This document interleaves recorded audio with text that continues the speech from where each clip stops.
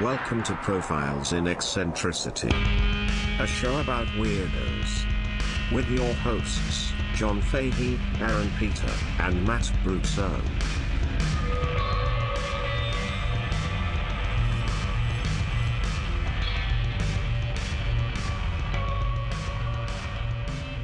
Hello, folks. Welcome to Profiles in Eccentricity. It's a show about weirdos, doggone it. My name is John Boy. It is John Boy time, I'm afraid. I am your host, John Francis Fahey. Joining me as ever, the exhaustively handsome Aaron Joseph Peter. Dude, I'm so tired just hearing about how handsome I am. I know. I mean, it's not like I'm not tired of hearing it. I'm tired from hearing. Yeah. Oh, like, I you see. Keep saying. Oh, okay, Yes. okay. But it's just, sure. it does take a lot out of you. Burden. It's burden. Yeah. You carry it. Yeah. It's carry a Chris burden, you know. Yeah. Science has failed. He's his life. And looks kill. True. To your right, my left. Yep. The Frenchman henchman. Yep. Cape Cod, Gabe God. Hello. Panama Jacques. Handsome Matt Brousseau. Panama Jacques? Yeah, because your hat. Uh-huh. The gall of this Oh, man. yeah. I had that hat on again. The Québécois with a certain je ne sais quoi. I don't know what it is. Matt, how are you doing? I'm doing great. I would like to say up top, we still have the off top. The sale is still going on for the shirts at the Etsy store. Buy them. Yeah, I think we sold like 8 in the last week or something. Jesse told me. So those prices, man, they're moving them out. Yeah, and I buying think, them. and I think maybe when they're gone, we'll just start over and do some new designs. I think it's a good idea. I think it's a good idea. A good refresh. Yeah, you can give the people what they want. Mm-hmm. And also not in our Etsy store, but it is in the Graveyard Shift screen printing or Graveyard Shift shirts Etsy store. There is the Profiles adjacent designed by Dark Roast Dallas, the Gator and the Rascal Scooter from one of our cartoons. Oh, right. very And it's a nice. Florida shirt. So if you want to rep Florida, nothing better than a Gator and a Rascal Scooter. Yeah. Yeah, so check out their shit. They got a bunch of good stuff. Joe still hasn't made the Dodgers shirt I really want. Which is? It's a swamp thing you wouldn't understand. I think it's maybe the best shirt idea ever. It's very good. It's very, very good. It's very good. It's a swamp thing. You wouldn't. I've been hearing about this idea for a shirt for, pretty much like a decade. So in my head, for some reason, it's an orange shirt with green ink. Okay. And I don't like Kind of like a cactus I cooler. don't know can. why that was like. I mean, who the fuck wears an orange shirt? It's a bad idea. Yeah, it's kind of Nickelodeon color scheme. Yeah. Or- Slime. Mm-hmm. But anyway, that's what I wanted to say up front. Okay. Check us out on Patreon. An extra episode per week, $5 a month. We did our music program, Matt, you and I, last week, and then before that we had that real fun time with Radisson Zahariev, and before that we had that real fun time with the three of us talking about these doo-doo eaters. Doo-doo eaters and Orson Welles. Yeah. Yeah, that was a real good We'll time. be doing a lot more of that. Before we start, I want to give a shout out to a couple people. One, GMT, hope you're doing well. And also to Skip. Skip, I hope you're feeling better. Oh, was he down and out? Yeah, he was a little sick, but No, Yeah, poor guy. Oh, God, I hope but you're okay. I I really do. good folks. Very, very, very good people. We got to get on that Discord thing too about answering questions. Yes. Man. We got to do that for the next Patreon. I love answering questions. I love being interviewed, interrogated thoroughly. Mm-hmm. Now, Matt, I understand you have some. I've got a little something, guys. Here's a real American original. Someone who was bigger than Babe Ruth and the Wright brothers What? at various brief moments and is totally forgotten in history. I love that. And most of this comes from the main source here is Zigzag and Swirl by Lyle Henry. Liel Henry. Zigzag Jr. and what? Swirl. Zigzag and swirl. That'll make sense in about an hour and a half. Nice tease. Yeah. But first, we go back to I can wait. You will. We go back to 1869, the year of the Golden Spike in America. Ooh. That is the connection of the Transcontinental Railroad. Mm-hmm. At not long after the Civil War. It was born a Continental Railroad. Mm-hmm. Now, this man, despite this, he was born March 24th in London, England, and then moved to Toronto 3 weeks later, or Ontario, Canada, I don't know where, and then Probably London, Ontario. A few years later, the family would move to Detroit, where he would spend the rest of his life as an American citizen in America. As far as I know, never leaving. And his name is Alfred Lawson. Uh-huh. He went by Alf as a kid. Cool. Yeah. Did he eat cats? Probably not. His family was okay. They made some money. Okay. One of 9 Alf children. ate cats. Yes. Alf stands for alien life form. Right. Yeah, this is short for Alfred. This guy's just from Canada. Yeah. He's not from Melmac. He's from London. Means an alien. Yeah, it's true. London, England. London, England. London, England. And most of what we know about the first 39 years of Alfred Lawson's life, we know from his play, The Childhood Days of Alfred Lawson, Ah. By him? which he wrote when he was 74. Oh. Oh boy, no, that probably took no poetic license there, didn't it? Oh. And it's pure perfect. Just you wait. Okay. He made some fabulous claims in that, saying that his dad went to Oxford and was an inventor of an electrical steam engine. There's no record of him going to Oxford. An electrical steam engine? Yes. Yeah.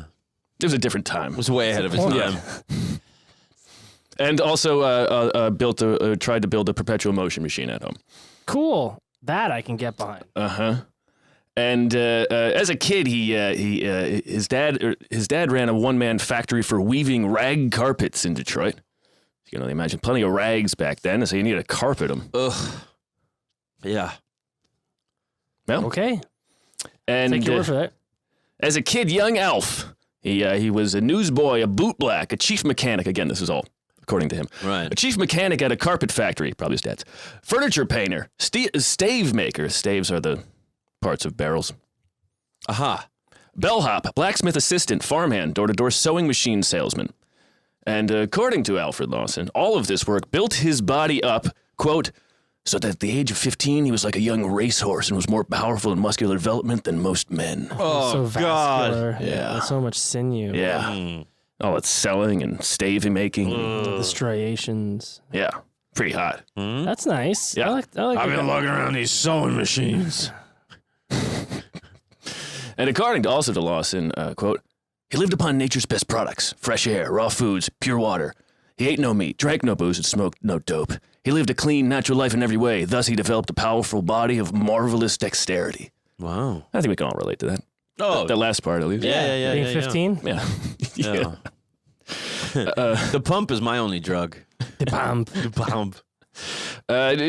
Shortly before, at age 12, a few years earlier, he had run away from home because he was punished for something he didn't do.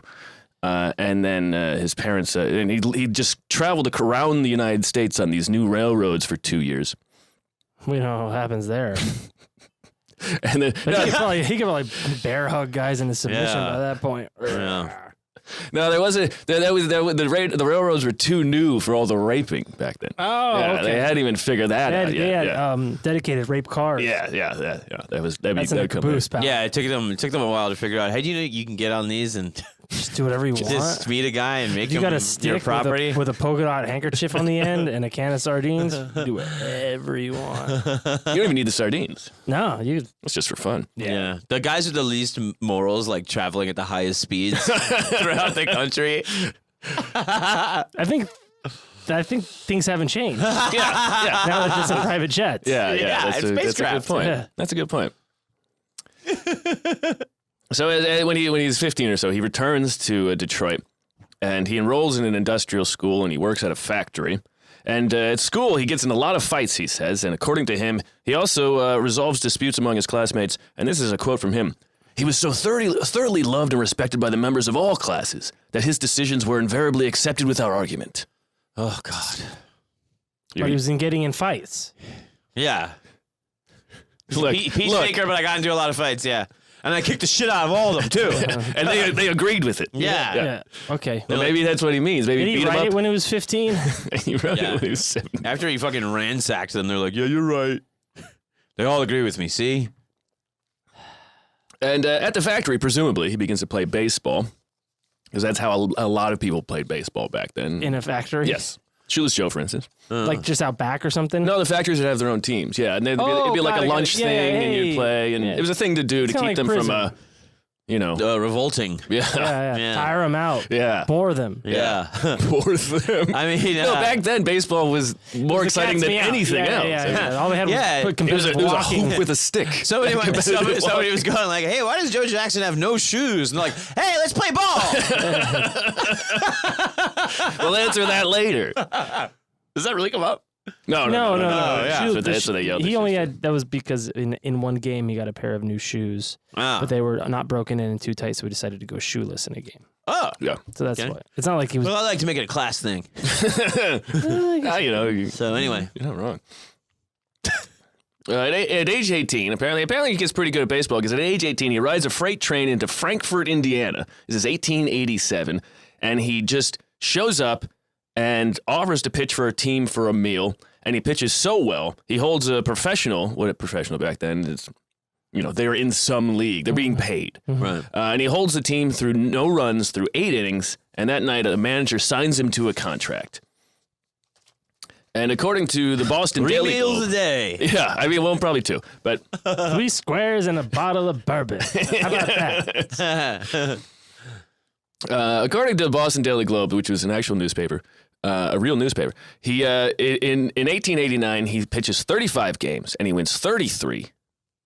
And in 1890 he moves to a different club in Wilmington, Delaware, and he shows up in his first game there. They're so overjoyed to see him, they give him a bouquet at home plate. And he pitches and loses. And this is now not his account. This is public record, as they would say. This is public record from a newspaper. Well, they all sucked back then. They don't say where this information came from, but it might have come from other newspapers, some teams. Rumor. Lawson himself. Yes. Mount Sinai. Mount Cyanide. And, sorry, I don't know why I needed to add that. He over the course of 2 weeks with his team in Wilmington, Delaware, he pitches so poorly he's released. And somehow he then talks his way, probably sending the Boston Daily Globe his stats. He talks his way into a contract with the Boston. They're not the Red Sox then. I meant to look that up. The Boston baseball team, the one Boston baseball team. It's kind of like what Washington was for a while. Right. Or the Washington football club. I don't think they were the Braves yet. They might have been the Pilgrims or maybe even the Bean Eaters, which I think that came later. Jesus. Creative folk. Yeah. So now he's in the big leagues, or the big league. The big league. Right. And I'll just read the headline from the Boston Daily Globe about his appearance. Boston leaguers can get no lower. Lawson's a nice young man, but he couldn't pitch ball. Whoa. And he is immediately released. However, a man of promotion, he does get this picture taken of him. Oh, God. Wearing the Boston jersey. Oh, he looks like every guy back then. Yeah. John, you think? Yes. Very good. It's like every guy back then. Very good. No, pretty much. Yeah. And he's wearing it's like a fucking Peter Pan tunic with Boston up there. That was their jersey. How old was he when he moved from England? He was 3 weeks. Oh, okay, yeah. So he didn't have a fucking accent or anything like that. No. So then he moves from that. He spends the rest of 1890 managing a team. And nothing really ever happens, except he is credited with the first guy to sign 17-year-old John McGraw. Huh. And McGraw would be among one of the great baseball players of the early years and would be in the second batch of people inducted in the Hall of Fame. Huh. And then Lawson, he turns 21, and he creates a barnstorming baseball team, Al Lawson's American All-Stars. Yeah. There's a fly. There's just really bright lights in here. There's a fly. Hopefully they get Seems like there's a few of them, yeah. Yeah, there's really bright lights in here, yeah. Plus yeah. What's the movie set? Sorry. Yeah. Hollywood, baby. There's flies everywhere. Yeah. So he's 21 years old. He creates a barnstorming team, and they travel to Cuba, which could be one of the first time an American baseball team travels to Cuba to play baseball. 1890, you said? He's 21, so yeah, it'd be 1890. Or 1880. Nope. 1890. You're correct. Yeah, he spends the rest of 1890, yes. Yeah, around a long time ago. I flipped the numbers. And then he would spend the next 18 years working as a promoter in baseball for various teams, upstart baseball leagues, And he would put this advertisement out in the paper. Hey, he looks like every guy at the time. Okay. And you can see it says, Al Lawson, Magic Man of Baseball, makes dead territory come to life, has organized 16 live leagues during a career as a magnate. A magnate. Magnate, yes, not a magnet. Well, I mean, career as a magnet is pretty That's not easy. bombastic as well. Yeah. I kind of like that. Magnets will come up later. Oh, cool. How do they work? Well, that won't be explained. Okay, cool. Nor would it ever. Nor has it since, nor will it ever be. And based on the wording of that advertisement, or whatever that was in the paper, you can only imagine who wrote it. Oh, yeah. He makes dead territory come to life. I think if you have to organize 16 leagues, that means some of them didn't survive. Yeah. Because you don't need 16 leagues. Yeah. You need just like a couple. He organized 16 in a row because 15 and maybe 16 failed. Yeah. The lie comes out in the advertising. Like, it's amazing. Listen, I've been married 30 times. There's no better husband than me. I'm the best. Find somebody else who's done as much. Yeah. So Try. So Go ahead. Go out there. He'll be back. In 1908, Magnet. he would get out of baseball and he would say that he had been very unhealthy. He had been drinking a lot and it had been he had been treating himself very poorly. He'd been eating meat. Oh God. And so 1908 is when he is 39 years old. And so this is soon the jumping off point of where we get knowledge of Lawson that isn't... This is the dawn of a new era. Yes. Man, I love that he was a real late bloomer. This is great. Yes. You know, most of these people are like, by 16, I fucking climbed a mountain and killed my mom or whatever.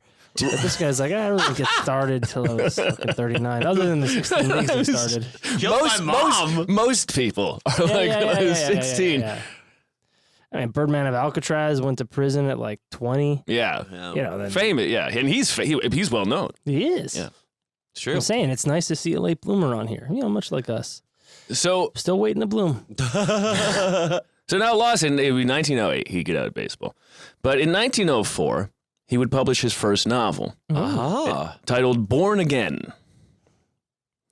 And by 1907, 3 years later, there'd be 9 editions printed, multiple languages in multiple countries. He would claim that, quote, many people consider it, quote, the greatest novel ever written.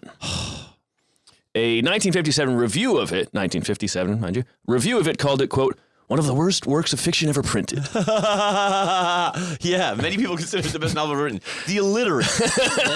There's many of them. The people who hear it's the best novel ever. Well, I hear that's the best novel ever written. Look how many of these people there are. Yeah, a lot of them here. Who told him that? Yeah. Now it may be, but it statistically probably not. Because when he wrote it in 1904, it was the age of the utopian novel, and that's what Born Again was. And I'll cover this in a Patreon at some point.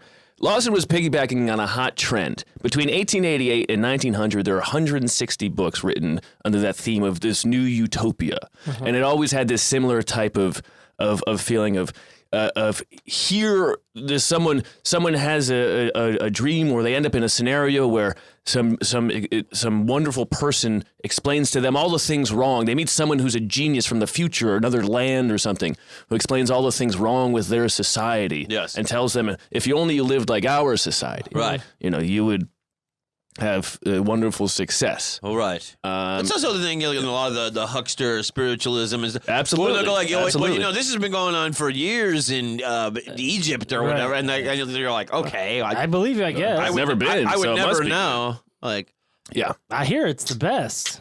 Many people say it is. Many people, yeah. A lot of people are saying it. Mm-hmm. You wouldn't believe.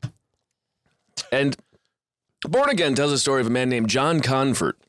John Convert? Yes. I knew you would enjoy that. And the protagonist is Peter Apostate.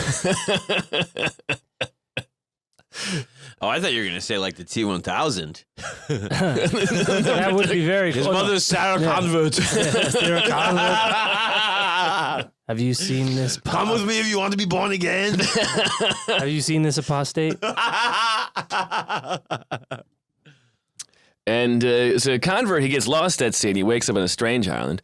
And there he finds a sleeping beautiful woman who he kisses, and she wakes up. Her name is Arletta. And she's of the ancient unknown race known as Sagemen. Uh-oh. Sagemen. Mm-hmm. Jewish fellas. And she calls convert an ape man. Ah. And then she spends a lot of time, a lot of the book preaching to him and like doing that like, you know, the Christmas Carol thing of like showing him all the things that are awful in society. But not How? Does she have like a television or something? yeah. No, she like flies him around and stuff. Oh. And what? Well, she's part of the superior race. With her hair? Like, she can just fly? Or does she have like Yeah, a... man. I mean, dude, come on. We like comic books. Just go Right, with no, it. I'm curious. I'm curious. Is it a ship or is it a power? It's a hoverboard. You don't know. It's Yeah. it's part of her get it. understanding as the superior race of how to do something like this. So there is no technology, or at least visible. It's like they are just flying like Yeah. under seemingly willpower. Imagine DMT was a person. All right. Okay. That's kind of what it is. It's like they're Right, so no, I get- wise that right. they can just fly you around and be like, hey. Right. Part of her lessons to him are things about Cunnilingus. stuff that violates the natural law of the Sagemen. Oh. The Sagemen were encouraged. This is from Henry. Citizens were encouraged to provide the 24 hours which they weren't working as follows: study for 4 hours, physical exercise 2 hours, music, painting, and other intellectual amusements 3 hours, nourishment 3 hours, and sleep 8 hours. Men belong to the community, and not the community to man. Simply the people and all people working harmoniously together as a unit. And then from Arletta, convert learns that there are two great movers in nature: centrifugal and centripetal forces, which account for the eternal building up and tearing down of formations. The bodies of animate beings are instances of these ever-changing combinations. She didn't put out any time. How many hours a day of like psychic training? Well, she didn't. She was just telling him this stuff. Yeah, but she left out some very important stuff. Oh, What do you mean? She said, 8 hours of sleeping, 4 hours for nourishment or whatever. Oh, I see. I want to know where do you schedule in the psychic scanners stuff? She's leaving some stuff. well, maybe out. she's not. It doesn't sound like she's using it. Yeah. Dude, I don't know. I feel like this lady's got some superpowers. Yeah, you're kind of making up your own story, man. Maybe Sounds she's like- beating off that whole time. What do you know? Wait, what? Yeah. Which is a type of Mastery of the universe. The Sagemen also lived under roof cities, lighted their houses by coating walls and ceilings with substances impregnated with sunlight. They listened to music through the air without the use of wires from transmitting stations. Oh, nice. Okay. This is actually the idea of radio that has not been invented yet. Harnessing centripetal and centrifugal forces, they sought to free the Earth from its orbit and navigate it through the heavens. Their ultimate plans were to visit, inhabit, and control the movements of all the great bodies of the universe. All of them? But their world was destroyed in a cataclysm, but not a great flood, but a cataclysm. Their world. Yes. Like Krypton. Was it Yes. an alien world? It was on Earth. Oh, they're, Oh. So like the dinosaurs. Yeah. Like Atlantis. A meteor. Oh, yeah, very nice. Yeah, Very yeah, nice. yeah, similar. Yes. I guess they weren't so Fucking fucking. thing sank. They weren't so fucking smart after all. Huh? No, they didn't see Yeah. that coming. Idiots. All the time sleeping. Yeah. Not too much time for nourishment. So it's another in a long line of utopian novels, but it gives Lawson some ideas of some things that maybe he can, and also this idea of There's something there. the great being and the person who needs the teaching, and that will become important. Okay. All right, I'm into that. You taking a break? No, not yet. Okay. Because in 1907, a year before he gets out of baseball, Lawson, according to Lawson, he's in London, England. Not, I don't know. London, England. Yeah. No, that one. Yeah. And he sees a dirigible fly over the city. Now that's a blimp, Mm-hmm. John. And he said he was so inspired on it that he read everything he could about aeronomics, which was, probably a pamphlet back then. Aeronomics? Mm-hmm. Yep. What about trickle-down economics? Did I say aeronautics? I'm sorry. Aeronautics. Aeronomics would be... Aeronomics. Necronomics. Yeah.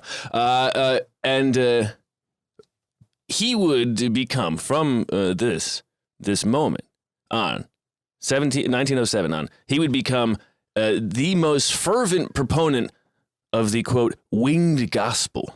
Ah. And so in 1908, is it a coincidence? July 1908, Glenn Curtis is awarded the American Scientific Trophy for his 1-mile flight in Hammondsport, New York.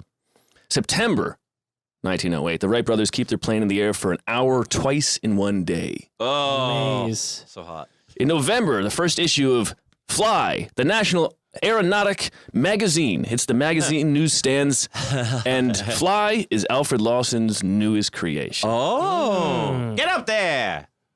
In 1 year, it has a 6,000 monthly circulation. Pretty good. He's 39 years old. Finally.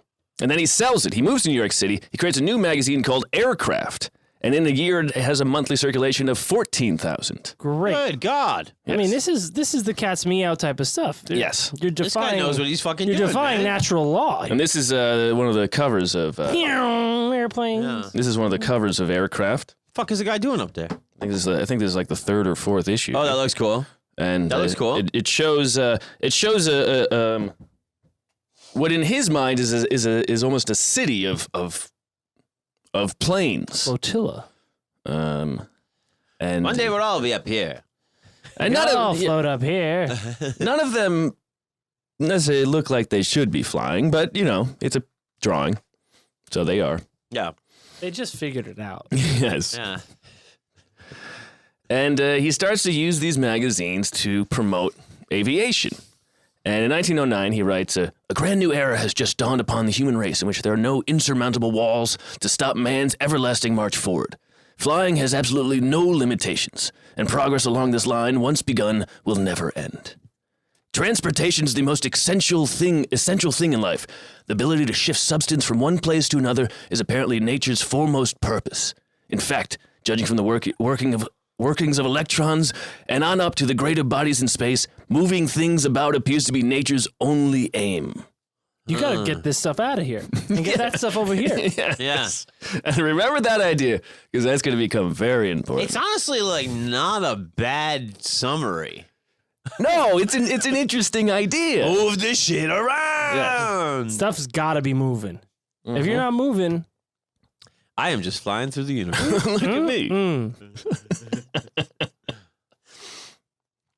And now that he has a magazine with a 14,000 monthly circulation, he also has plenty of room to roam. Nice. With the written word. Mm-hmm. In his pages, he introduces the quote, ordinary mortal. In creating ordinary mortal, nature apparently made a serious blunder. Should have put eyes in the back of his head instead of the front.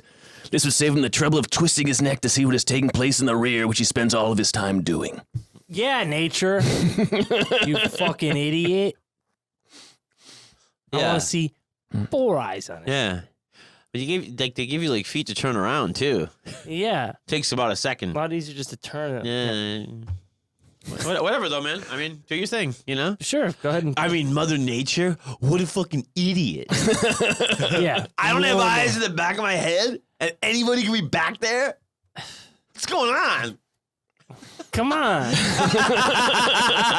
What's going on back there?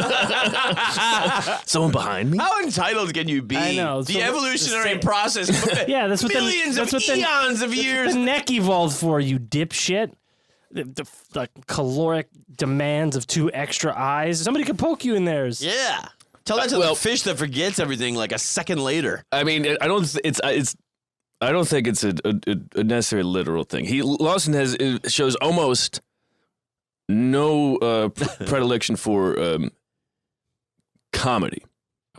His entire life, This is except for better. one thing. but he also writes, to ordinary mortal, the future has no meaning whatsoever. As far as he's concerned, it is a total blank. To study the future is a ridiculous undertaking. There is nothing there that has not been seen. How could there be? Will the people of the future fly? Silly, too foolish to answer. How can they, when they have never done it before? And then he compares this to the progressive version of the ordinary man, which he calls the dreamer. And the dreamer is the individual who is capable of expanding his mind to the point where he sees things not yet observed by others. Yes, Because he's got eyes in the back of his you know, head. part of that thing too, and it's a story I tell a lot. But it's like a thing of, I tell you this story of my grandfather talking about the two guys by the fence, and they're talking about the advent of like television. Yeah. Oh no! And the one guy goes, they got a thing now that can show you something that's happening somewhere else, and the other guy goes, oh, that can't be right. But the thing is that is not like the unevolved man necessarily, as it is. Everybody was always coming through town telling you that they had a new miracle. Yes. For the last 50 years of the hucksterism of the spiritualism and faux science and all that shit, and they would just be like, somebody would be like, oh, I heard you can talk to your dead wife now. And people be like, oh, that's cool. And then you're like, oh, it's all bullshit. Yeah. Yeah. So, anyway. Do I have to?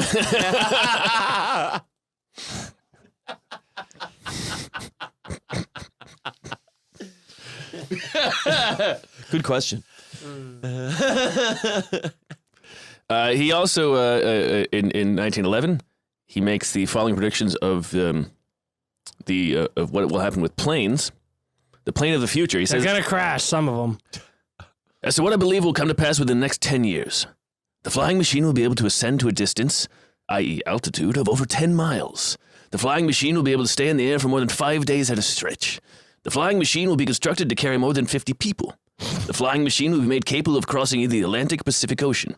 The flying machine will have acquired a speed of more than 200 miles per hour.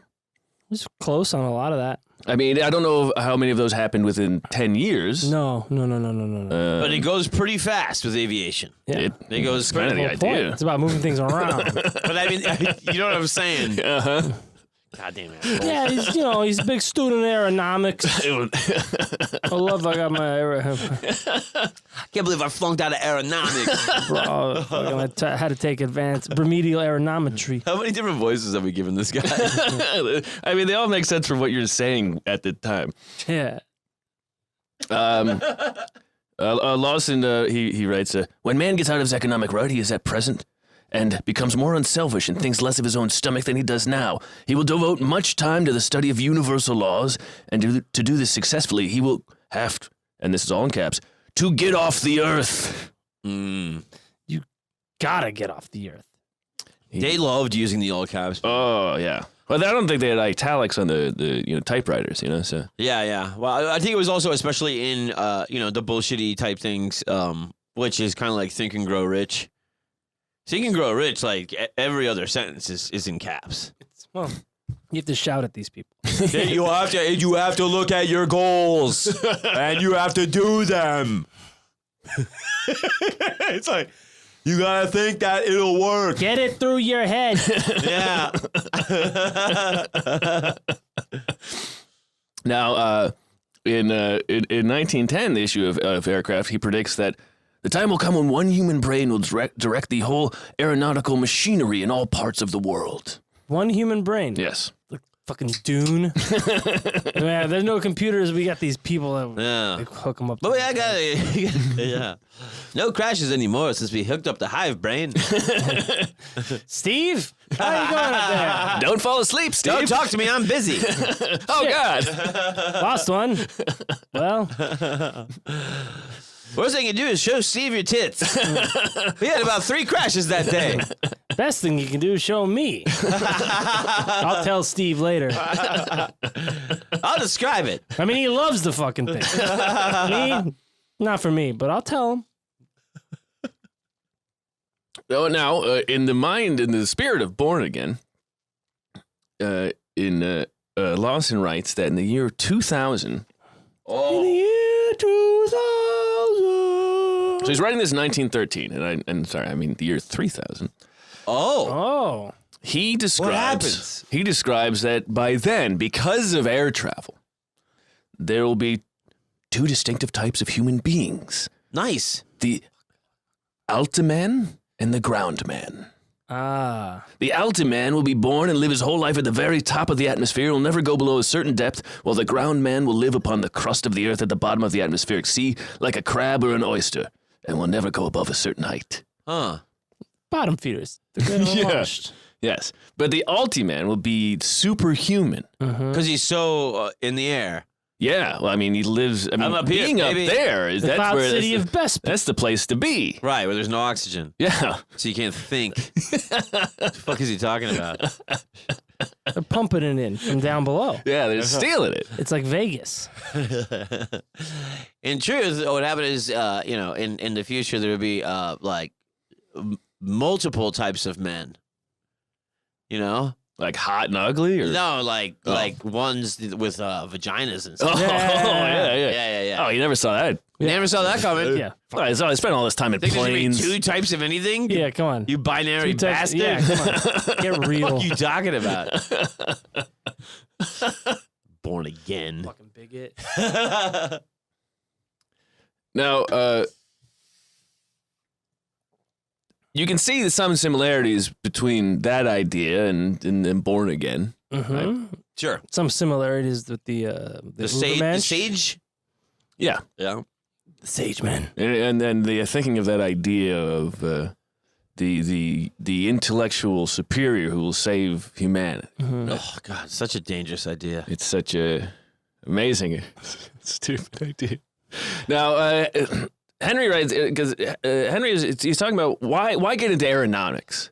Why get into this aeronautics shit after writing Born Again and after doing the baseball? Flying is cool. It is pretty fucking cool. Yeah.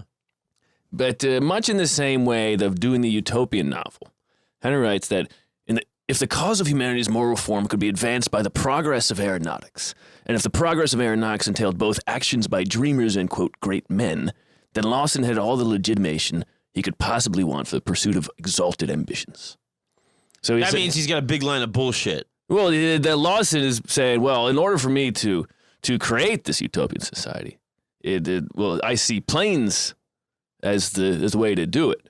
All right. And therefore, I will advance planes. And also, hey, it's what's that Newt Gingrich thing where like Newt Gingrich's goals were like, he's like half like he throws out like, oh, I want to teach people about the new ideas of the world and also maybe lead them. Who said that? Newt Gingrich. Oh, God. Yeah. No, it's a thing where now that I'm thinking about it, I go like Aircraft Magazine. Is that what the New York one was called? Yes. So it would be like, if that was the authentic Aircraft Magazine, it would be like, hey, man, fucking Wilbur here. Dude, we almost fucking died. It sucked. And we figured out this thing. We made bikes. We figured out this thing with the engine, but blah, blah, blah. But instead, this guy just goes, a couple of people have done something I had nothing to do with, and I'm going to launch pad off that, and then go into basically like sci-fi territory with diatribes about the future of aviation. It's it's not too far off from being inspired by them. It's not too far off from EC Comics either. No, exactly. It is. It's right in between there. Right, and that's kind of cool. Yeah. Oh yeah, no, but it is a thing where you go like, people would think things in print are just like gospel. Right. I read it, so it's true. Right. Well, I mean, it's interesting you bring up that point, John. See what Funny you should. So Lawson, after running this magazine, he becomes kind of the guy to go to for aviation knowledge, and also he grows this network of people who know about this stuff because he does print articles by other people. Alfred Lawson. I'm required by the state of New York to tell you that Alfred Lawson is not a licensed aeronautics engineer. He's merely an aeronautics enthusiast. Yeah. And, Well, they're entitled to their opinion. So, but no one at this time, he has done more than anybody else, seemingly, to promote and discuss aviation. The National Press Association publishes his glossary of aviation terms. He coins the term airplane. No shit. Fuck. In England, they say aeroplane. Yes. You throw an E in it always. Yes. Fucking assholes. And so in Riding on its tires with a Y. In 1913, he learns to fly. Huh. And then he buys an airboat and flies from his home in New Jersey to his office in New York City. What's an airboat? It's a boat that lands on water. Oh, so one of those seaplanes. Or no, it's an airplane that lands on water. It's a seaplane. Yes. Airboat. Yes. Seaplane. Back then. He didn't coin the term seaplane. Yeah, well, nobody's perfect. Yeah, he's stuck on the air stuff. And he flies into New York. He's the second ever airplane commuter in New York, but the first to ever fly himself in. The other guy had some other guy. Oh, wow. Cool. And he would wear this nifty, leather outfit because that was the only way pilots Looks like dressed it's back made then. by Louis Vuitton. What is that? What is that wonderful pattern work? Oh, yeah. Oh, no, that's just the picture. Wild. Resolution. Yeah. It's like a big leather daddy, huh? Well, the wind is cold in those things. And they all You had gotta- open cockpits. Yeah, you got to wear a leather jacket when you ride a motorcycle or something Yeah, like that. but it looks very World War One-ish. Yeah. Yeah. Well, because it's It'd be 1913. coming up. There you go, man. And when the U.S. joins World War I, Lawson writes up a proposal to expand the U.S. plane manufacturing and he said, someone should be appointed the Air Generalissimo. You can only guess who he recommended. But he also draws up a series of flat-top boats stationed at intervals across the Atlantic. Aircraft carriers. So planes could fly from one to the other, and they could come right out of the factory. Instead of being shipped, they could fly themselves to Europe. Huh. He said he could do it in 4 months.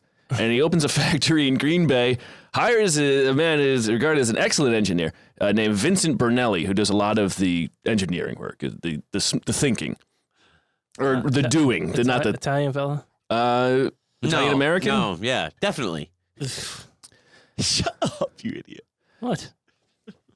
The only issue is that so the U.S. government plans to buy 100,000 planes. And then the war ends, so they don't. Shit. Oh, God. And now he's stuck in Wisconsin. Yeah, but the U.S. I guess would be the Army at that time. They eventually did copy his plan of the hop skip way to get across the Atlantic. Oh, yeah. So the people had Lindbergh is the first nonstop, Right. but there had been planes using this method. Right. And so with this contract dead, Lawson lays off these factory workers and goes around looking for funding for his new plan, which is a passenger airline service. First it'd be regional, little Midwest stuff, then national. And he gets funding from, ironically enough, a bunch of people in Milwaukee, a lot of them flat earthers, who give him $100,000 because he promises to turn Milwaukee into the Detroit of the air. How the fuck are you going to do that? It's down there. There is no. Meaning Milwaukee would be making planes like Detroit made cars. Oh, I thought he was saying he was going to fucking float the city. This guy would say that. He would say that. He would say that. He absolutely would. And he might have later. Yes, that is true. That is yes. You're not wrong. Later, they would just get high on Miller Lite, which is a good beer. And Union Made. So As Matt's chugging it. he does. So he gets this funding. They were drinking the Beast. Milwaukee's Back Beast. then, yeah. He gets this funding, $100,000, and 5 months later, he has the components built, and it's brought to a Milwaukee fairground for assembly. It's a 5-mile journey. It takes 2 days. Being pulled by brewery horses. Oh, like the Anheuser-Busch Clydesdales? Yeah. Yeah. Oh, cool Super Bowl commercial. It's a 50-foot fuselage. That's It's big. 95-foot wings. I'm sorry, what? Yeah.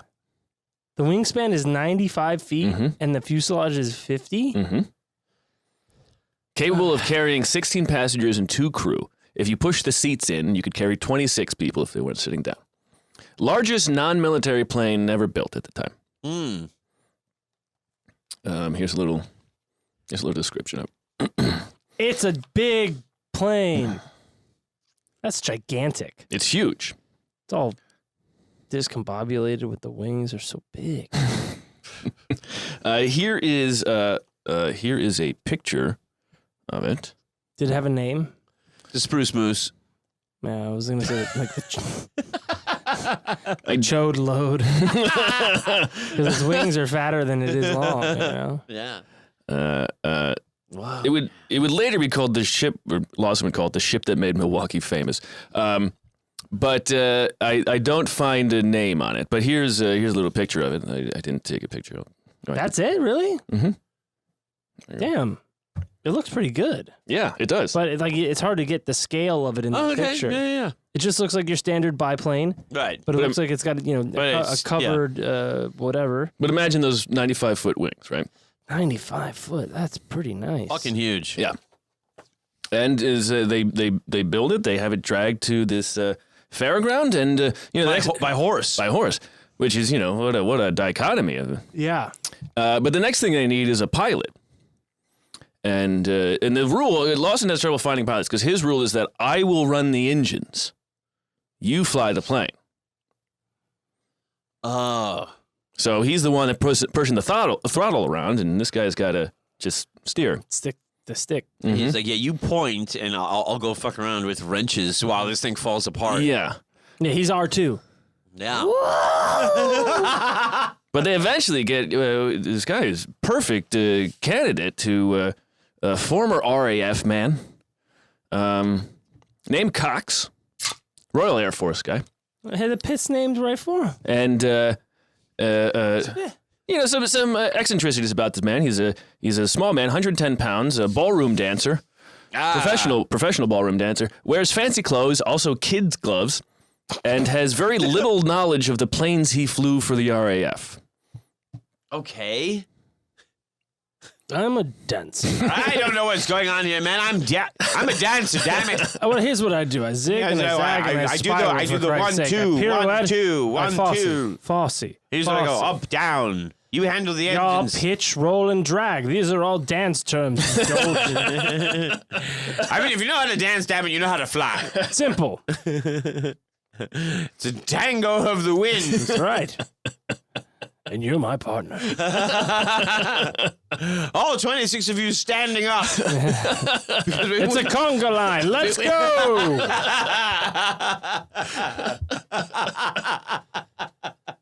Shake, shake, shake. All right. We're going down. So Lawson and Bernelli, the engineer, and Cox, the pilot, and maybe another person or two. I think there's a mechanic with them. Hopefully. They get on the plane and they start the engines. And the mayor of Milwaukee then announces to the crowd that has shown up. He said, "This will just be a test of the engines. They'll just do a little lap and a taxi around the runway." Because that is what Lawson had told him. Instead, before the engines had finished warming up, Lawson throttles the plane fully up. It begins rushing towards this forest at the end of the runway. Oh, God. And he tells Cox, steer for those trees and clear them by 50 feet. Oh, my God. What happens? And it did. Yay! Whoa. Real Captain James T. Kirk style bravado there. Very. Real showman. Very. Yes. These people came out to see us taxi around the runway. We're going to blow their fucking skirts up. Damn it, Lawson, you must be mad. And I like it. And Bernelli, here's the Jesus, motherfucking Christ. I'm going to die in the sky. Just like my mom always said. And the light went out. It did. We will take a break, and I will tell you what happened on this flight. Okay. All right. We'll be right back, folks.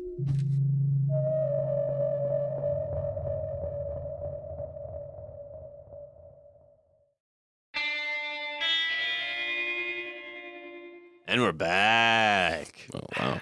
Wow. Okay, so this trip, he does this Star Wars type takeoff. Yes. Steer for the trees and clear them by 50 feet. And that's an order. Yes. It's got to be cinematic, baby.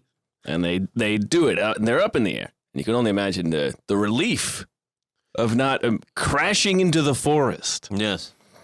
And so... In a plane made of old T-shirts and popsicle sticks. Well, so one of the interesting things about Lawson's planes, unlike... Because they had this closed fuselage, and they also had they had a closed cockpit. And one of the first to do that, pilots hated it. And pilots, that was also one of the reasons why he had trouble finding a pilot, because they didn't want to fly in a closed cockpit. I want to walk around and stuff. Yeah. What are they talking about? Yeah, Pilots hate this guy. Yeah.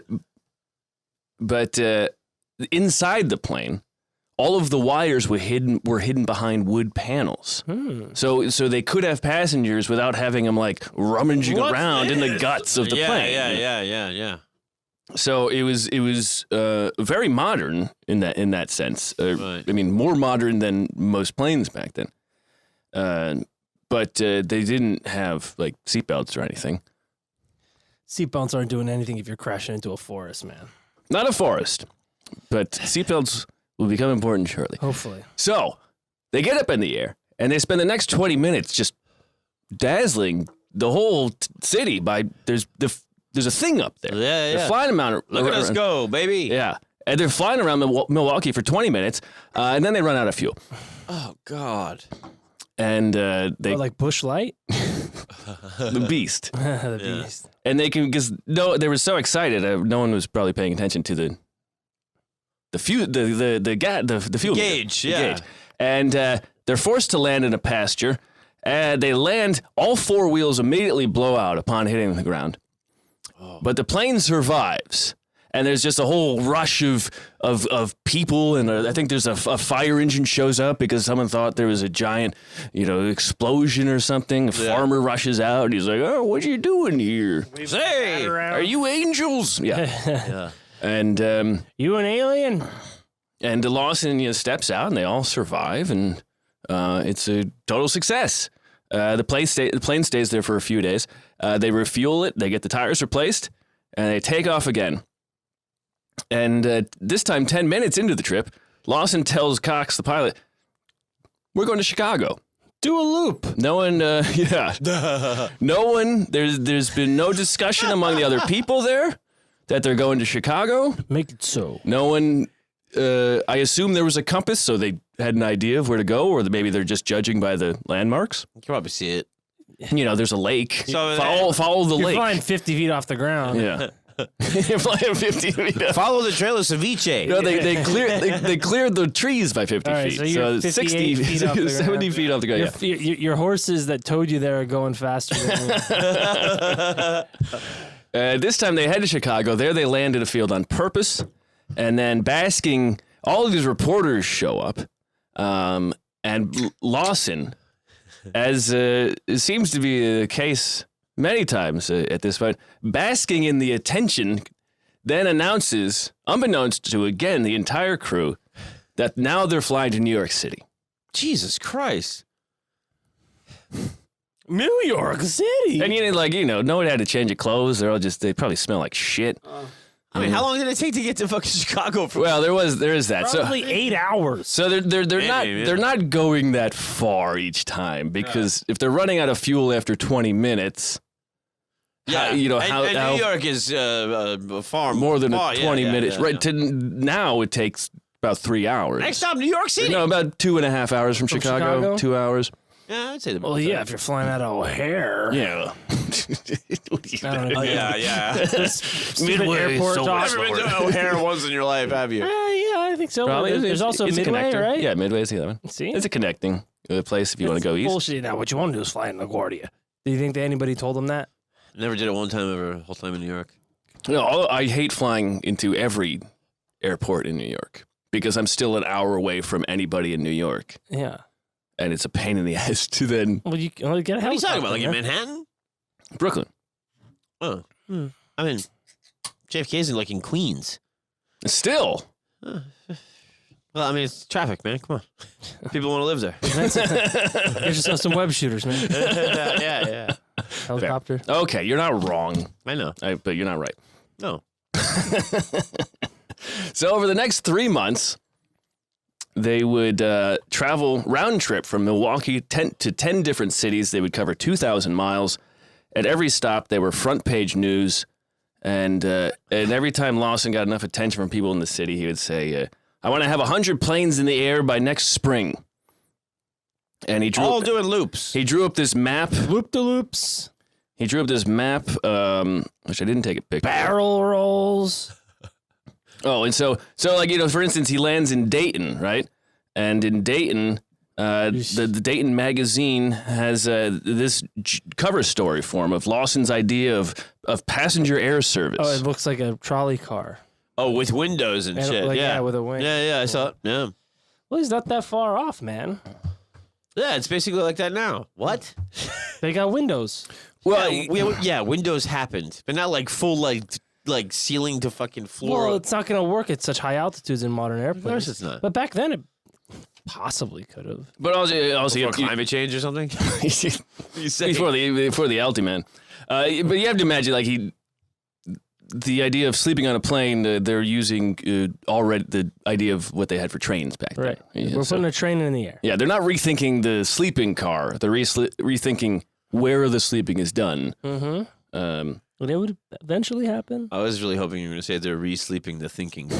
That's That would have been great. The re-sleepinator. And every time Lawson landed in a big enough city, got enough attention, he would say, maybe we could build these planes in your city. Monorail. Yeah, and yes, yes. And so I built cities from the ground up with baseball teams that failed. I could build a better league in my sleep. I could build a failure anywhere you want it. And so he was getting investors at every stop. And what he does is smartly, he sends publicity agents to New York City. So before he even gets there, they're all primed, ready for this plane to show up. Crowds are huge. He gets a huge reception. And then he says, we're on our way to Washington, D.C. And with the help of Ohio Senator Warren G. Harding, Whoa. Lawson arranges a tour of his plane for a group of government folks, including a U.S. General, Warren G. Harding, a Secretary of War and his family, and also a Reverend. And it's just Lawson and them. And he's showing them around the plane. And I think maybe there's maybe a mechanic with him. And Lawson gets, you can imagine, caught up in the excitement. You boys want to go to Mexico? Yeah. And he orders the doors closed, and he starts the engines. No fucking way. And I like this. And he takes off again before the plane's even warmed up. He just starts it and goes. Yeah. If you have a car today, my car, my car is 22 years old. In order for it to run well, I gotta let it sit around for 3 or 4 minutes. And that's with modern technology, fuel injection. Yeah. I think it's just something you like doing, too. No, I hate it because it's just fumes. I think you have like old man affectations you do just be. Honestly, I think he's right, but I like it. I like it. It's I'm the gonna right go out there and let the car warm up before I go to the. He's also got like Circle K. Boston, Western Massachusetts. Yeah, the winter. Yeah, That's true. That's true. But also, you can hear the car. There too. But it's the right. Yeah, but you're not a driving town. The fuck are you talking about?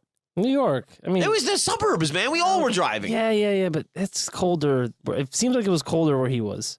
No, dude, it was. I mean, yeah, it was, but also it was brutal. It's all the brutal. winter It's was all brutal to me. It was really brutal. But you can hear the difference in the car once you give it a few, because it has that moment where it revs up a bunch while it's still warming up, and then it settles. And so you're like, now there you say, go. she's agreeable. All she needed was a little TLC. Now she purrs like a kitten. See, now she's got the idea. Her name's Avalon.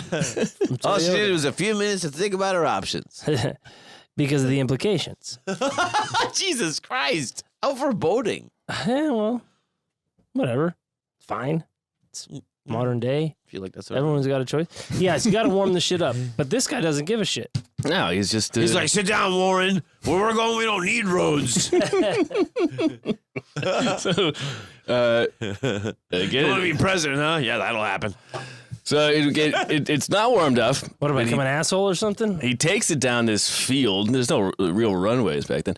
And Bernelli's engineering, and Lawson's piloting, and he takes it up into the air, and he flies it around, and eventually the Reverend is able to persuade him to please bring it down. Yes.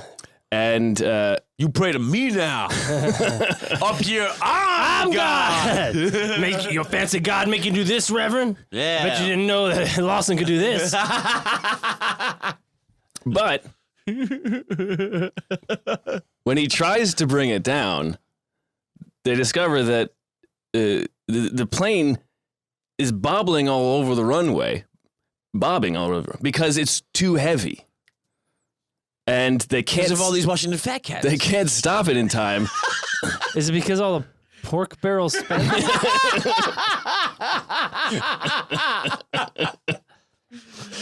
You know, I used to make barrels as a child. And there's a field of stumps at the end of the runway, which is good old not a good place for a plane. Stumpfield, Illinois, or whatever. Stumpfield, Ohio. And so It's later the Washington Mall or whatever. Yeah. So he has to pull it up over the stumps, and they get back up in the air, and then they almost stall. And Bernelli is just pumping the gas this whole time. What do you want me to do? I'm a simple plumber. It's my brother Luigi. A pumper. Does anybody have a little feather or a flute? And so there's no seatbelts. This entire time it's doing all of this, people are just getting thrown around. Oh, that's awesome. Yeah. The Warren G mosh pit. Dude, that's so sick. Warren G. The Warren G mosh pit, dude. That's great. And so eventually, after this up and down, after they almost stall, they come back. He does get it down, and they stop. And the passengers crawl and stumble out. Everybody except for the 300-pound senator who had passed out. Oh. And they had to carry this. Being 300 pounds back then is hard work. Yeah, you have to eat. You got to be a senator. Yes. You got to be a senator. Or like a gangster or something. Yeah. What did he Diamond say? Jim Brady. Yes, fair. Thank you. That's just cute little political commentary for you. But nonetheless, the senator, the government officials involved were positive in their reviews. And in 1920, Congress passed a bill to allow private airlines to carry mail. Because Lawson saw this as he's like, okay, well, I'll build planes that can have passengers and then a ton of mail, and I'll make a bunch of money from the government for carrying mail around. Yeah. And as they're flying around, they're flying on their way back. In Toledo, they try to land in a park, but the entire park was littered with the bandstands from the Jack Dempsey fight the night before. No shit. God. So They fucking love Ohio, don't they? Well, it's the Midwest. fly anywhere. Midwest, yeah. Well, it's also the Wright brothers, I guess. Yeah. No, but he's a Midwest guy. And also Ohio at the time was like the Erie Canal and all that. Right, it was the West. Yeah, it Right. was True. a big deal. Even though the Transcontinental Railroad connected the two, but Yeah, it was still the catch main. up. Yeah.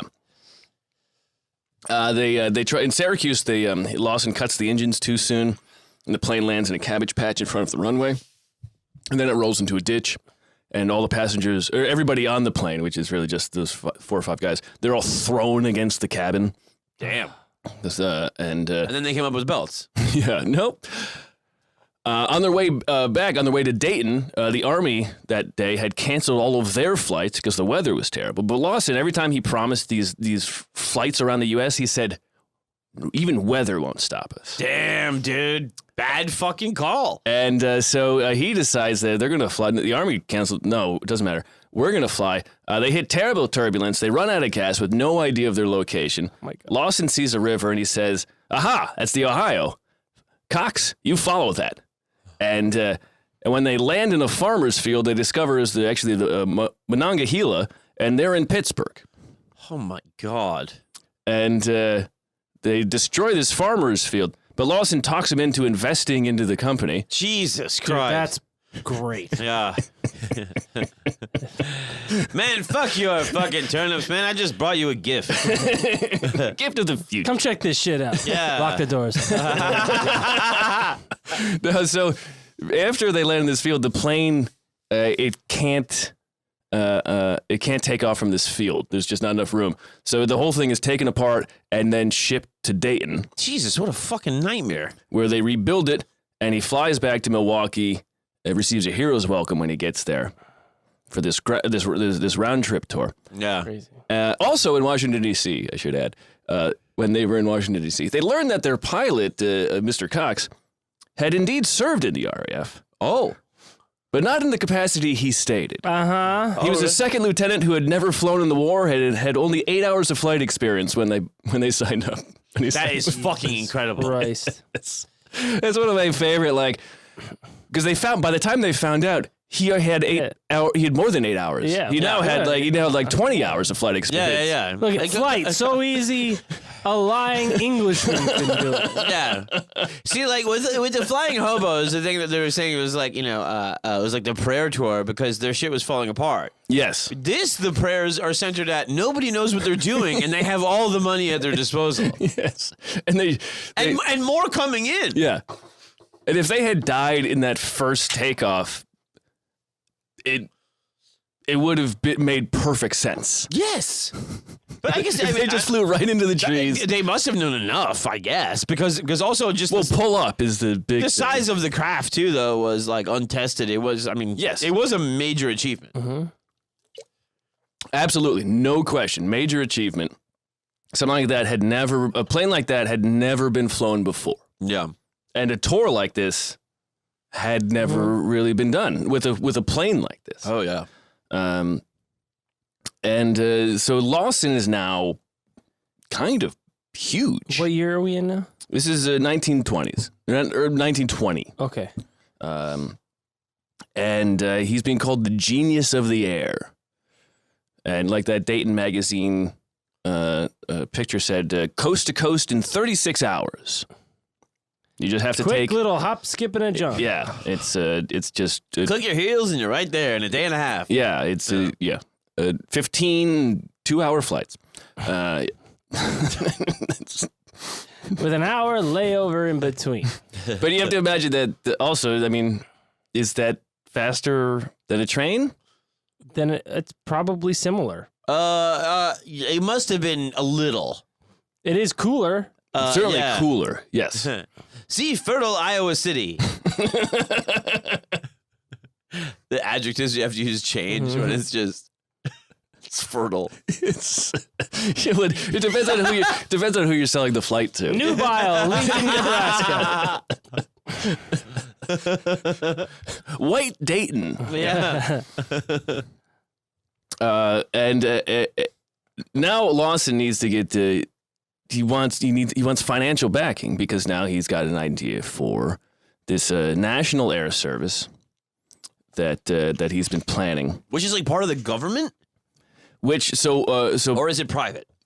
It's private, but it will Have government carry contracts. mail. But Yes, it'd be yes. contracted by the government. Yes. And so he draws up this giant map That's the way to go. and it's all based in what looks like Chicago. So you can see. Nice map. Of just this regional air or national air service going around the United States. And he tells his financiers that the Lawson Airplane Company has just received an order for 10 planes for $500,000. It's about $7.2 million today. What he doesn't tell his financiers is that the order was made by the Lawson Airline Transportation Company. His own company. What? Yeah. I made How a the show. fuck is that going? He made it up. Not great. So he's just gonna do it and hope somebody gets him? Yeah. Wow. Good for him, bro. Well, Well, it's not that anybody's buying it. They're his planes. He just didn't tell his main company that the order was placed by his other fake company. yeah. Right. And the other fake company doesn't have the money for that, but they will. If they sell them to somebody else. Exactly. Or they Right. they get enough contracts by the government. Yes. They're not trying to sell the planes. And yeah, so part Oh, of they're just trying to show them off, you mean? No, they're going to use them to carry mail. Aha. And so they're just hoping that, so like, it's not to sell the planes, it is to get the contracts to move the mail and Yes. then pay it off that way. Got it. yeah. So there was definitely that in 1920 that contract goes that bill passes in Congress to allow private companies to carry mail through the air. Yeah. But not females. So that's definitely part of his Man's plan. world up there, man.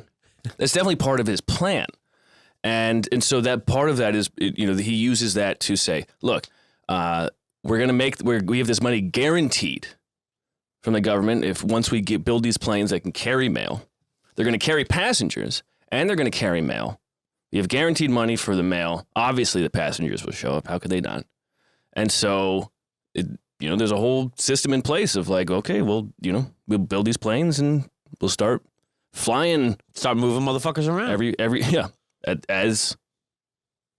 as the world As is plans. the law of the universe. The law of the universe. That's all we're here to do, man. Let's just shuffle it up. But then months and months and months later, he still hasn't produced a plane. And the financiers Out of 10? Yeah. The financiers are starting to get antsy. And part of the problem is, one, that he relocated his factory because he always keeps trying to, every time he gets a deal for like, someone goes, hey, you could build a factory here. And he's like, this is a bigger city. I'll move my factory here. Right. And he keeps giving up on the place he already has. Right. And the people already has. So he never gets a chance to have a constant factory. Yeah, and he's reneging on the promise. Say, your town could be aviation See you city. later, Duluth. Yeah. Exactly. The Detroit of the ground. Yeah. Yeah.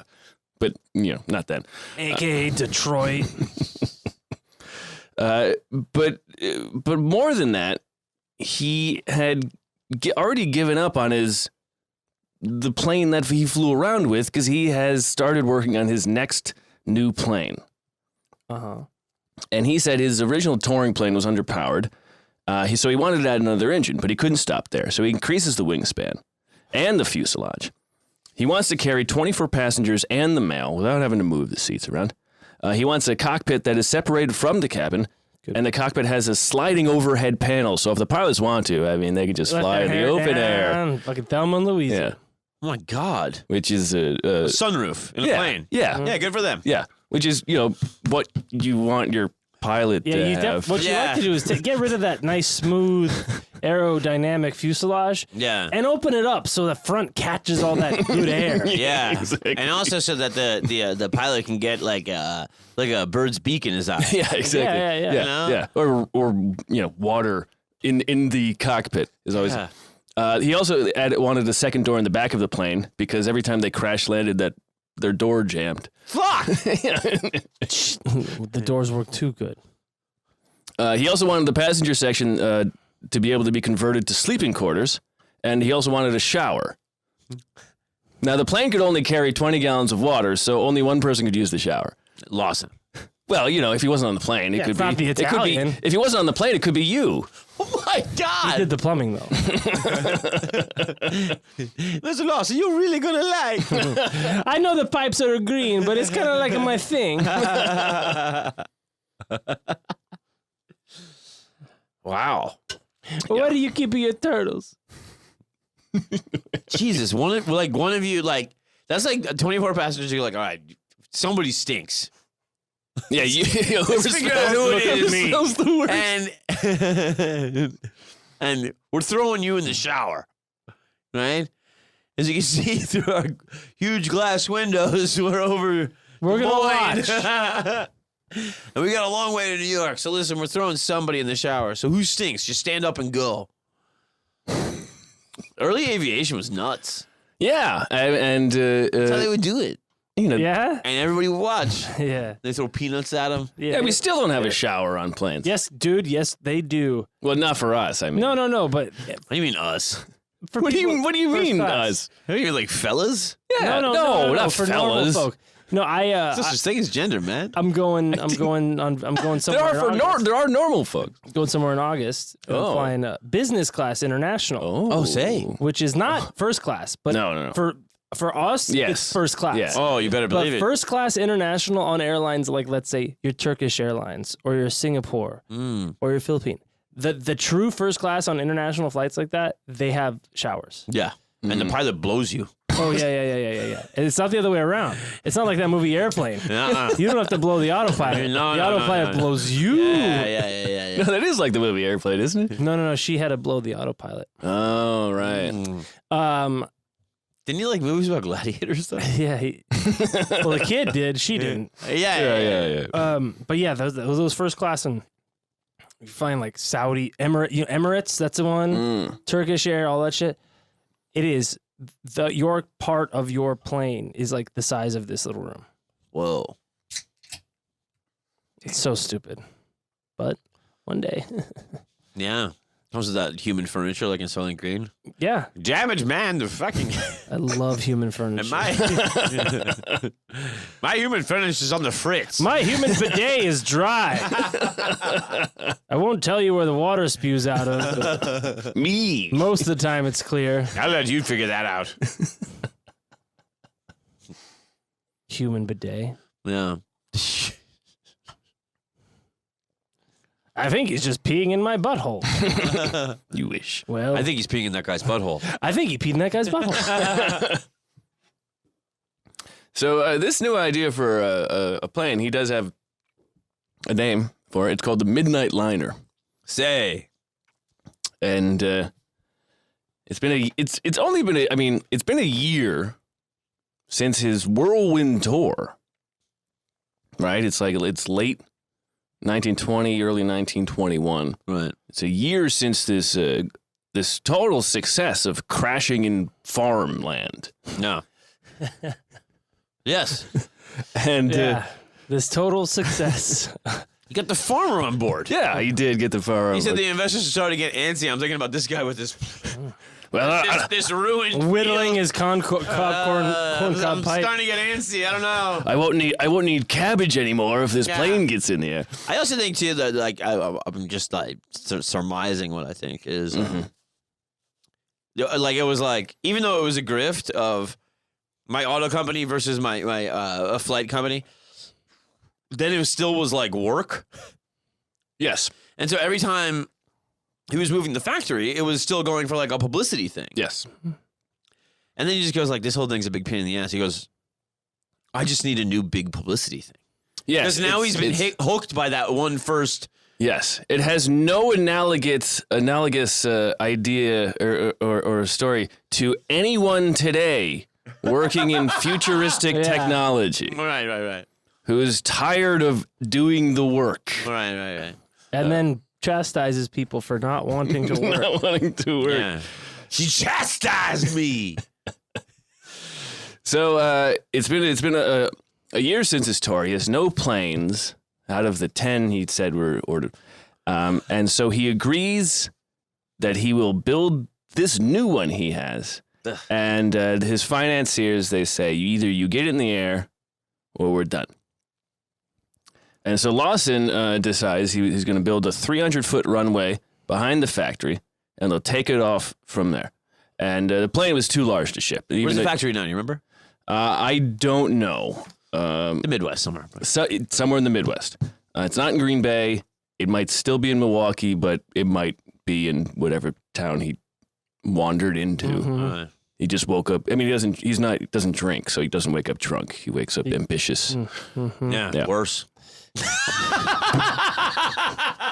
Actually, I do. Bernelli, writing in 1962, would say he didn't need alcohol to get high.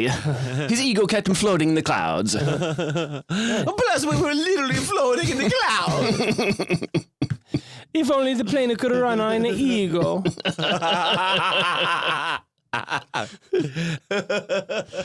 Bernelli also, even in 1962, he did say, I knew he was a visionary, but I liked him. I knew he was a visionary, but I liked him? Yes. What's wrong about being a visionary? Well, Name some visionaries and I'll tell you. well, when we get to They're assholes. when we get to the end of Lawson's life, I'll read the rest of what Bernelli wrote. And in addition to a few more things. Another thing. I mean, this guy didn't know aeronomics from neconomics. But I like him. I like him. I like. So, terribly disdainfully racist. No. Just fucking around. this Midnight Liner, it would hold 25 party people all night long. it would hold all right, so it would hold way more passengers. And I'm gonna read the description from Henry of this Read the scripture. of this flight. I'm from the Book of Lawson. And this time he let the engines warm up. Nice. He must be losing a step or two. Pussy.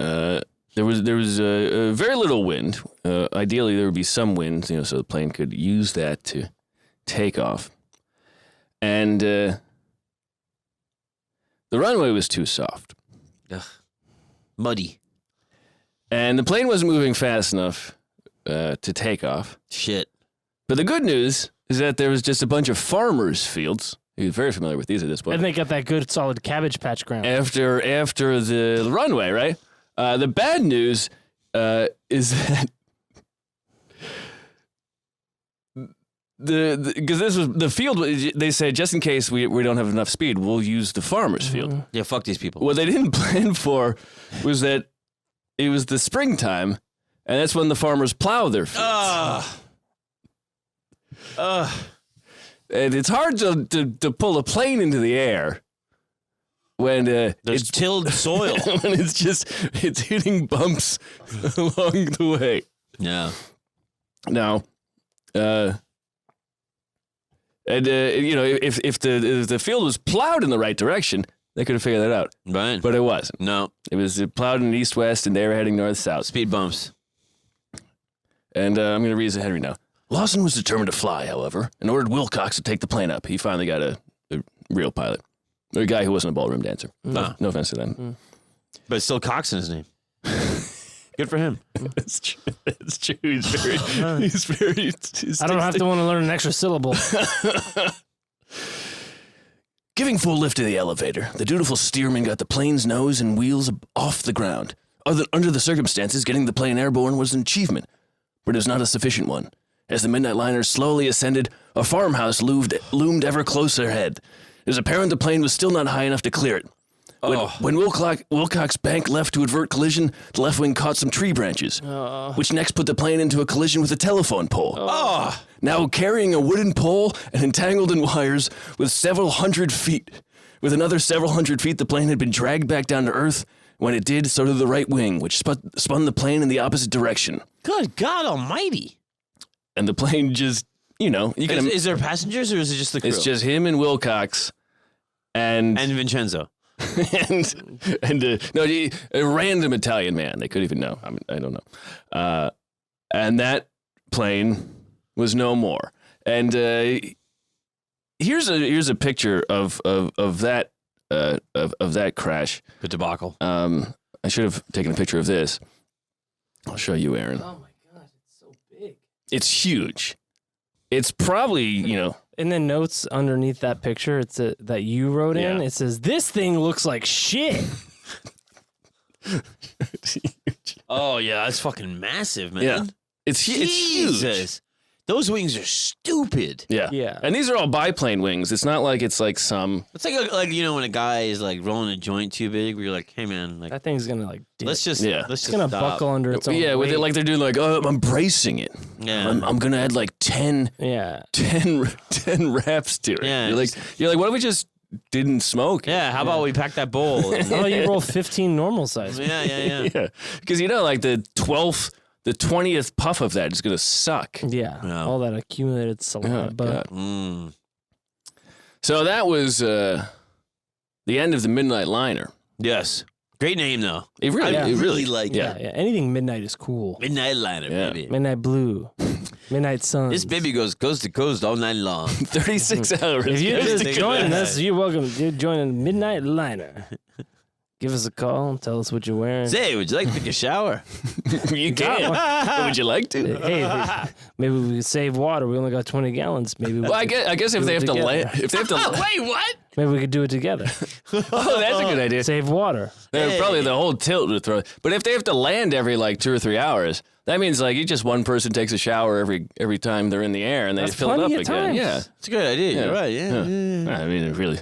I don't know why we don't do this now. Kind of ruins our whole golden shower thing I think we were setting up. Well, Say, I'll give you a shower. wait, who? I don't Why? think we were going there at all. No, you weren't, but I wanted to. But why go can't We they? could why, go there. Why I mean- can't they be pissed on? there. They can do whatever they want. Yeah, They're in the air. It's Matt- a close Matt, fuselage. This is America.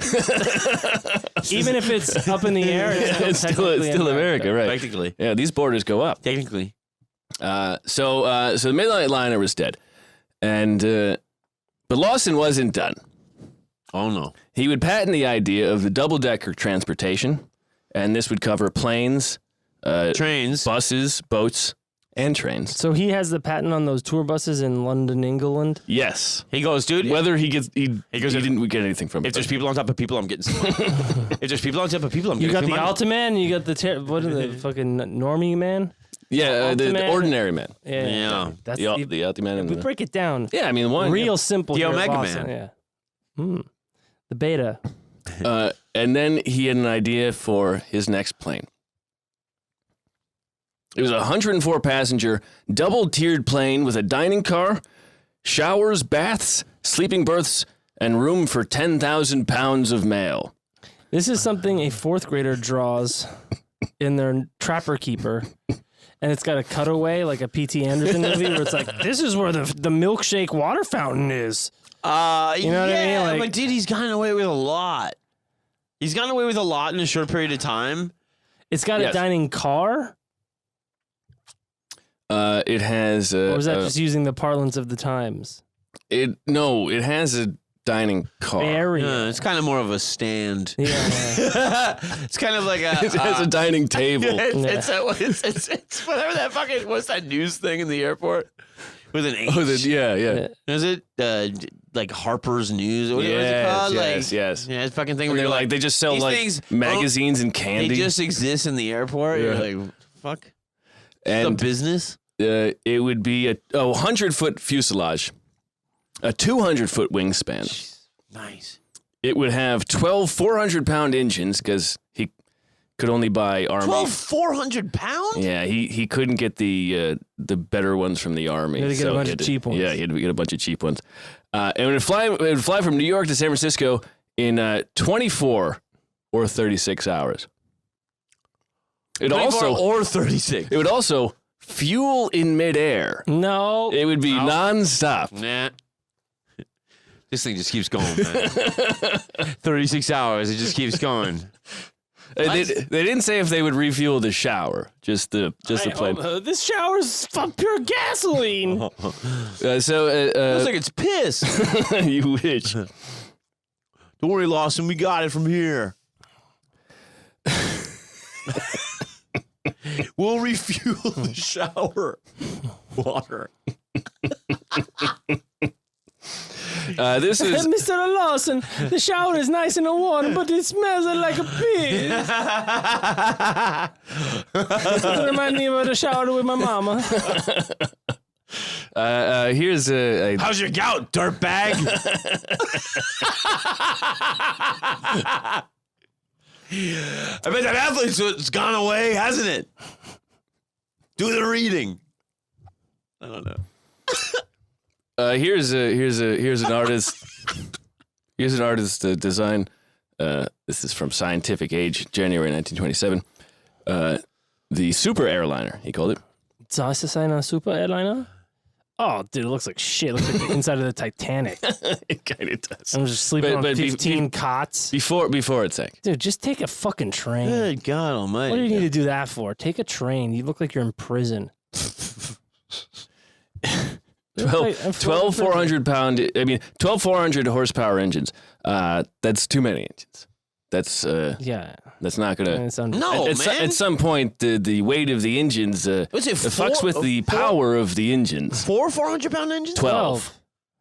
12, 400. I don't even know where you. And the tail has an 400 anvil horsepower. on it. Yeah. 400 horsepower. 12 400 horsepower engines. And I don't know. That's why you have to make it 200 feet wingspan, maybe, so you could fit 12 engines. And so that you get enough lift. Are you saying engines? Engines. Jesus Are you Christ, saying it was John. powered by Native Jesus, Americans? no. They built this No. country, Matt. On rock and roll. Just 12 engines. Jesus. I don't fucking believe Was it an this. Agatha Christie novel? Come on. I never read her stuff. Red.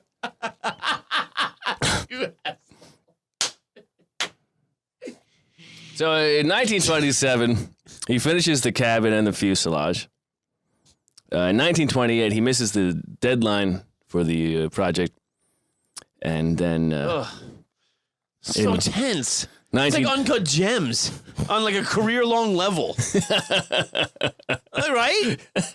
Hey, it's just the bullshit keeps coming. Like, oh, I just need one more thing. I got it all figured out. Yeah, you're not wrong. He's just tied naked into the mailbag, like waiting to pop out. He delivers himself. Surprise! You want a factory? In 1929, he's completely out of the aviation industry. 1939. 1929. 29, sorry.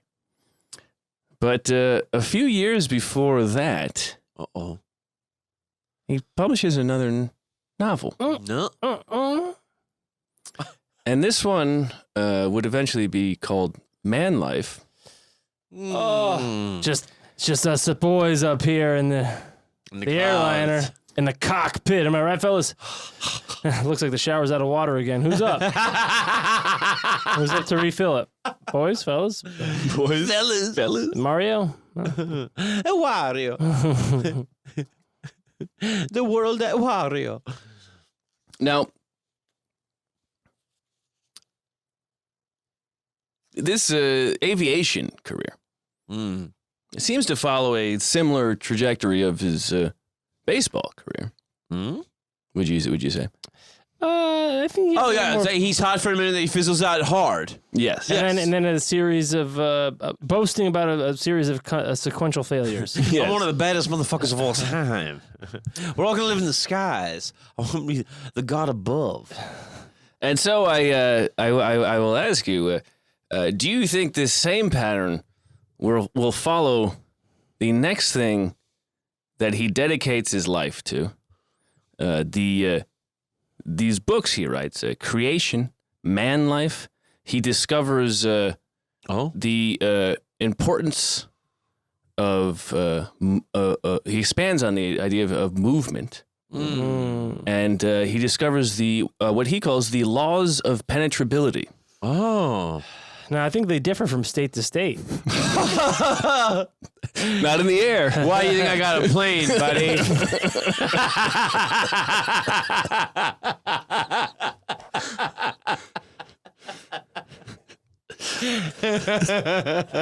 I would have spit up. Why do you think I got these planes, pal? Where we're going, we don't have statutory. Pubes. We're going. We don't need. That's right. You said it. Pubes. God damn.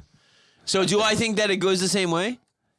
My guess is maybe he finally excels at just being a full-time bullshitter. That's my guess. I want to read. It's my hunch. I second that. I want to read. You ditch the. If I may, I don't mean to interrupt, but I think perhaps at this point he has learned to ditch the concrete, physical part of the hucksterism, which it's an anchor. It's an anchor. Yeah, just go. Very good. That's very good. Yeah, chaos is a ladder. Yeah. And if you want to really succeed and get up there, promise them everything, give them nothing. Give them nothing. Yeah. Don't bother with the giving them part. Nah. It's holding you back, pal. The hopes. Yeah, it's selling people heaven. They're not here to tell you if it works or not. Exactly. That was the thing. I remember Norm Macdonald said one time. He goes, "At least the preacher has a product. It's salvation." He's like selling something.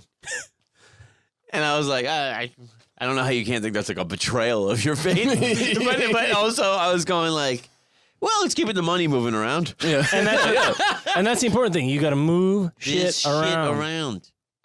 So I'm gonna we're gonna do a part 2 because we take a very different turn in this in the rest of his life. But I want to leave you into improv, right? I want to leave you with Yes, and I want to leave you with a line from Act 2 of his the thing Childhood he wrote when play. he was 74. Yes. About his own childhood. Yes.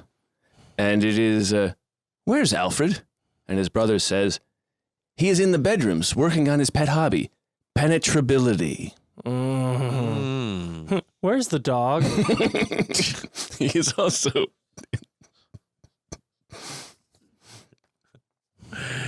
So we will return.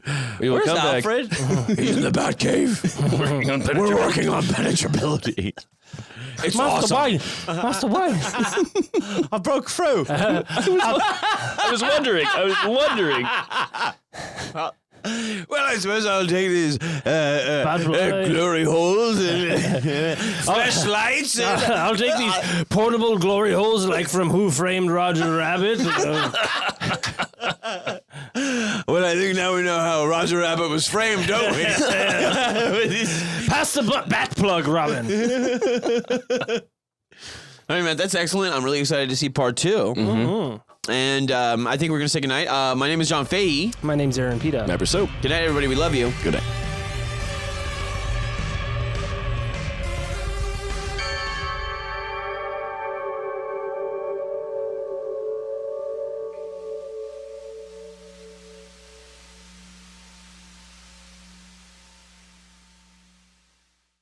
Starburns Audio.